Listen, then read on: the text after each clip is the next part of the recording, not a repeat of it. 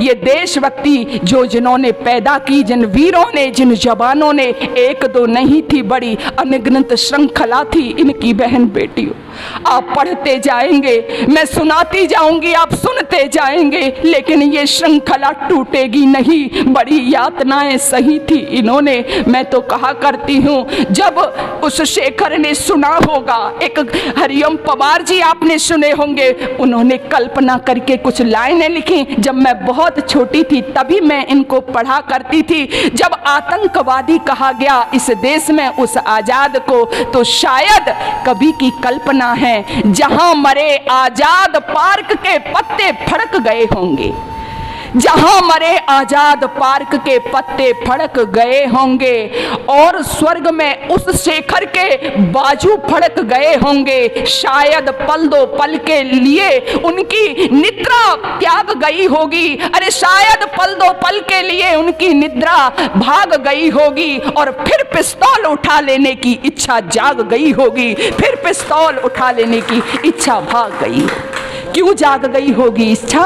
क्योंकि आपको पता है ना आजाद ने क्या कहा था, पुस्तकें पढ़ते हो ना, क्या कहा था आजाद ने कि मुझे जिंदा ये गोरे नहीं पकड़ सकते, मैं आजाद हूं और आजाद ही रहूंगा। पीछे भी लिख रखा है ना हमारे बंसल जी ने, मैं आजाद हूं और आजाद ही रहूंगा। भगत सिंह से अक्सर हंसी मजाक में भी कहा करते थे, जब जीवनी पढ़ो पता चलेगा कि भगत सिंह को तो फांसी लगेगी, भगत सिंह को तो फांसी का फंदा पहनाया जाएगा, और मुझे नहीं, क्योंकि मुझे तो पकड़ ही नहीं सकते जब तक मेरी पिस्तौल में दम है। और वही हुआ।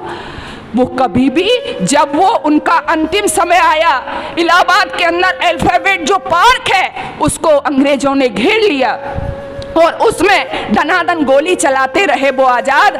जब अंतिम गोली रह गई तो उन्होंने कहा था ना, मैं आजाद हूं, आजाद ही रहूंगा, तो अपनी गोली से स्वयं उन्होंने अपनी हत्या की, अपनी गोली स्वयं उन्होंने मारी। अंग्रेजों की हिम्मत नहीं हुई कि जाकर के देख लें, मरी हुई उस लाश पर भी गोलियां चलाई कि कहीं ये हमें ठिकाने ना लगा दे। वो आजाद था, वो आजाद इतना शक्तिशाली शरीर जिसका, इतना महान क्रांतिकारी देश के लिए मर गया। उनके माता पिता की भी इच्छा रही होंगी, ये मैं कहानी नहीं सुना रही हूँ, मेरे हृदय में अपार वेदना होती है।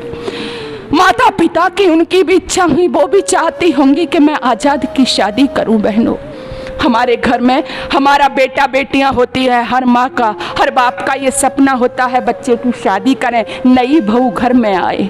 उनकी भी इच्छा रही होंगी, कभी सोचा है आपने?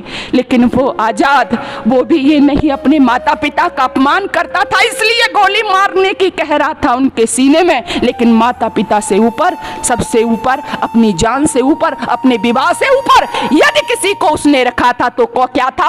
वो देश था, वो भारत माता थी, वो धर्म, अपनी संस्कृति थी, जिसकी रक्षा तो उसने अपना बलिदान दे दिया। आज कौन सुनाएगा इसको अपने बच्चों को?